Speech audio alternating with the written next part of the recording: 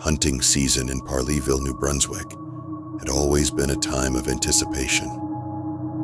There was nothing quite like the sound of dry leaves crunching underfoot or the first light breaking over the forest as we hiked up the overgrown logging roads each morning.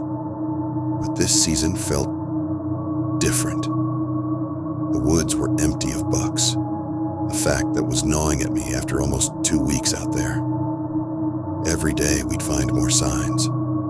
Fresh buck prints, rubs on trees, the occasional scrape scratched into the ground, but no bucks.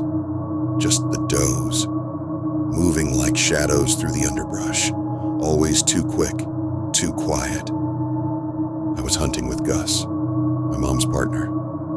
He'd been roaming these woods since he was 16, and at nearly 70, he knew every ridge, every clearing, every piece of history buried in this land. Gus was strong, steady, and the kind of quiet that settled into the trees themselves. He had stories about nearly everything we'd come across, the ancient A-frame cabins scattered through the woods, the skeletons of abandoned tree stands perched ominously in high branches, even a forgotten sugar bush, once used to make maple syrup.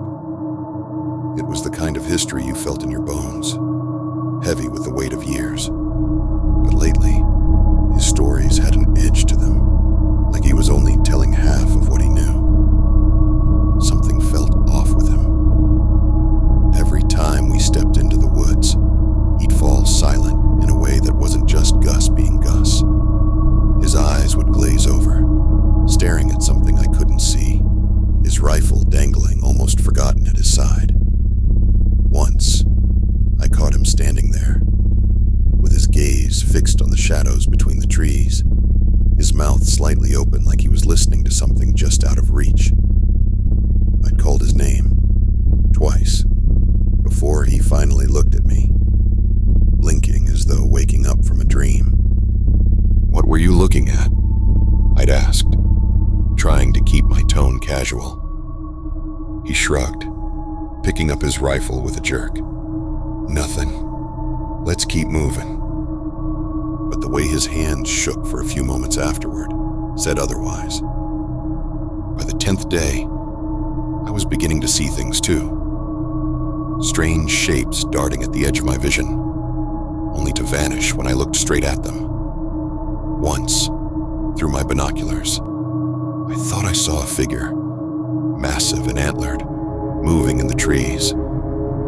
At first, I thought it was finally a buck, and my pulse jumped. But as I focused, the shape twisted, becoming something that walked upright, almost human-like, before slipping into the shadows. I lowered the binoculars, heart racing, but when I looked again, it was gone.